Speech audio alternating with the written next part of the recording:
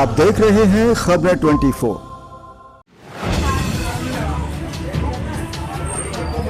राहुल गुप्ता, राहुल गुप्ता, राहुल गुप्ता, राहुल गुप्ता, राहुल गुप्ता, राहुल गुप्ता। और हम लोगों का मानना है कि भाई अगर विशेष समुदाय के लोग आ जाएंगे तो ऐसा उनकी सुरक्षा नहीं हो पाएगी, सुरक्षा अपने बच्चों के परिवार की नहीं कर पाएंगे, क्योंकि मेहनत मजदूरी वाले लोग हैं कि वो मेहनत मजदूरी करेंगे क्या लोगों से लड़ेंगे। लेकिन वो बार बार एक ही बात कहता है कि मोहल्ले के लोग तो हिजड़े हैं, मैं तो अपना मकान मुस्लिम समुदाय को ही बेचूंगा।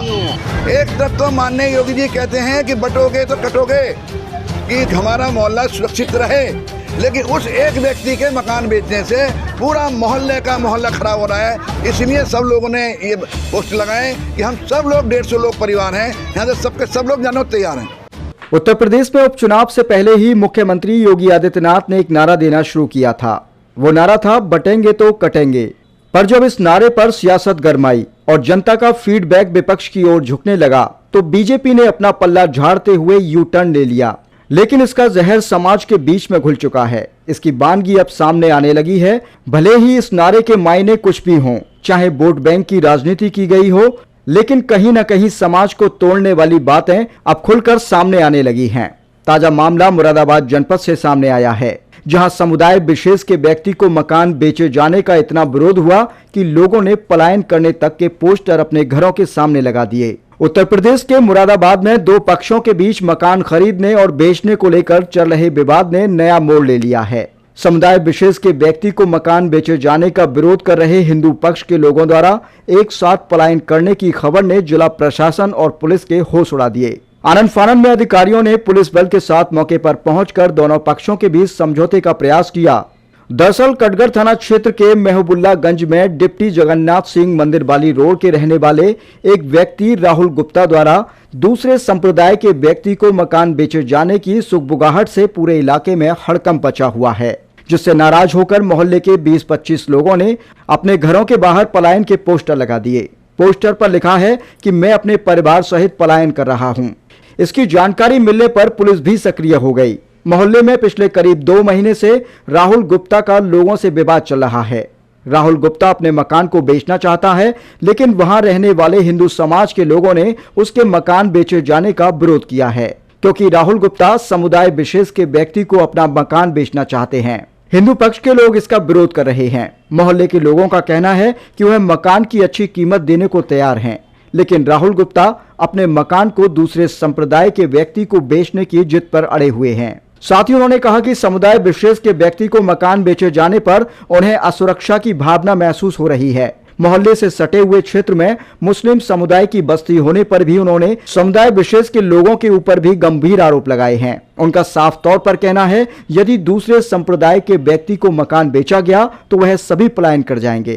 राम कुमार राम जी है। ये कौन सी जगह है और क्या पूरा मामला? ये कटघर महबुल्लागंज जगह है और ये अभी तक हिंदू समाज का सब लोग रहते हैं।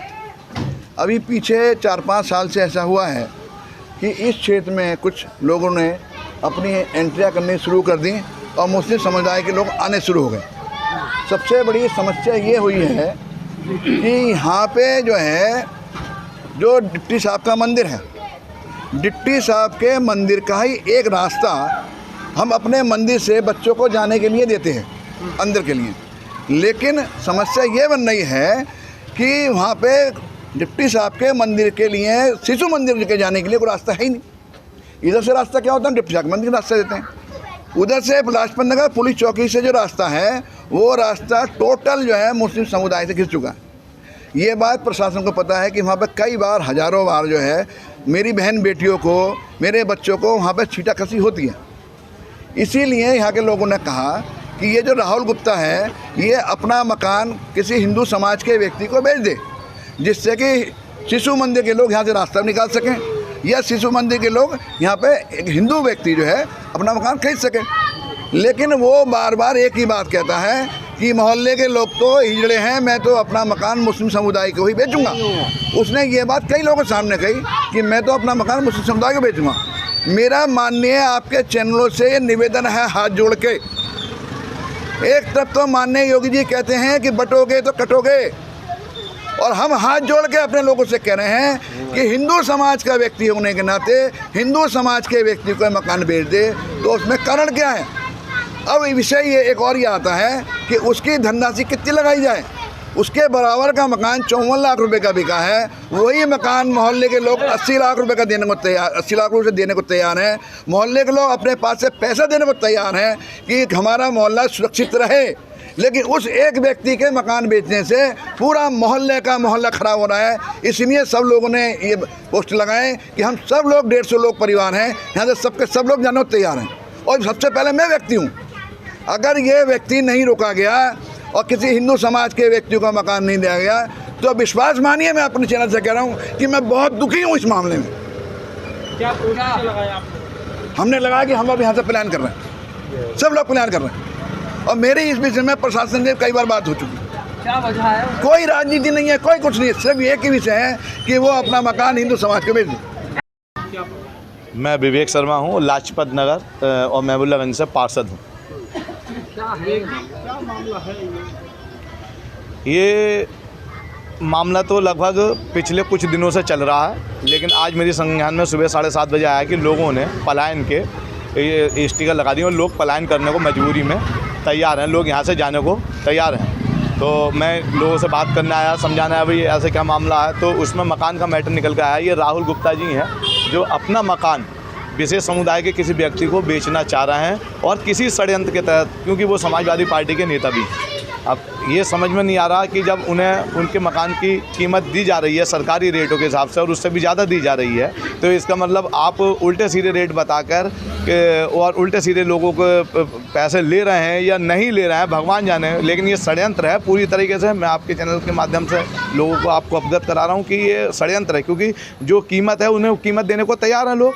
और विद्यालय चल रहा है ये पीछे शिशु मंदिर का, डिप्टी जगन्नाथ सिंह का, वो उनकी समिति ने इनसे आन के चर्चा की है और मीटिंग की है कि भाई आप स्कूल को बेच दीजिए, वो स्कूल तो जो आपके पैसे हों वो ले लीजिए। अभी बराबर में मकान 55 लाख का एक बिका है, तो 200 गज का, और ये 250 गज का है। जो भी कीमत उचित तो समझें आप, थोड़े बहुत बढ़ा के लेना चाहें, लोग देने को तैयार हैं। लेकिन उसके बाद भी पता नहीं उनके मन में क्या है। 1 महीने 1.5 महीने से लगभग ये प्रकरण चल रहा है।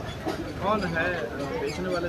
राहुल गुप्ता हैं, पूर्व में कभी नमकीन का काम किया करते थे, जो अभी संज्ञान में आया। नमकीन का काम, यहाँ पे नमकीन की फैक्ट्री चलाते थे। वो समाजवादी पार्टी के नेता हैं। क्या पता? ये तो पता नहीं, समाजवादी पार्टी के व्यापार सभा के नेता हैं। वो पीछे फ्लैक्स भी लगी थी और यहाँ पे भी लोग वो चर्चा में रहते हैं। मतलब किस तरह का नुकसान है अगर ये मकान सेल होता है? ऐसा ना कि अगर मकान यहाँ पर बिकता है तो लगभग 150 परिवार यहाँ पे हिंदू समाज के लोग रह रहे हैं, और दबे कुचले लोग रह रहे हैं, सीधे साधे लोग रह रहे हैं। 50 गज के 60 गज के मकान में 2-2 परिवार 3-3 परिवार रह रहे हैं, जो मकान फिर मजबूरी में यहाँ से छोड़ के जाएंगे ही, क्योंकि सबको अपने परिवार की, अपने धन की सुरक्षा चाहिए, अपने परिवार की तो सुरक्षा चाहिए होती है हर आदमी की। और हम लोगों का मानना है कि भाई अगर विशेष समुदाय के लोग आ जाएंगे तो ऐसा उनकी सुरक्षा नहीं हो पाएगी, सुरक्षा अपने बच्चों के परिवार की नहीं कर पाएंगे, क्योंकि मेहनत मजदूरी वाले लोग हैं कि वो मेहनत मजदूरी करेंगे क्या लोगों से लड़ेंगे।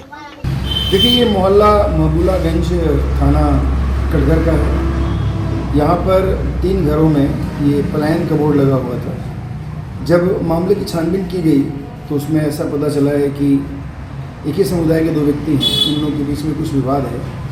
एक व्यक्ति अपने जो मकान का मालिक है वो अपना मकान बेचना चाहता है, उसको जो अमाउंट मिल रहा है या जो अमाउंट क्लेम कर रहा है उससे कम अमाउंट में दूसरा व्यक्ति उसको खरीदना चाहता है, और इसी को लेकर के ये बोर्ड लगे हुए हैं। बेसिकली जो मकान का मालिक है वो किसी दूसरे संप्रदाय के व्यक्ति को उस घर को बेचना चाहता है, उसको लेकर के जो दूसरे पक्ष के लोग हैं वो विरोध जता रहे हैं। दोनों पक्षों से बातचीत हुई है, दोनों पक्षों ने अभी चूँकि हमारे यहाँ उपचुनाव है, इसमें सारी पूरी वसूली लगी हुई है, सभी लोग इसमें व्यस्त हैं।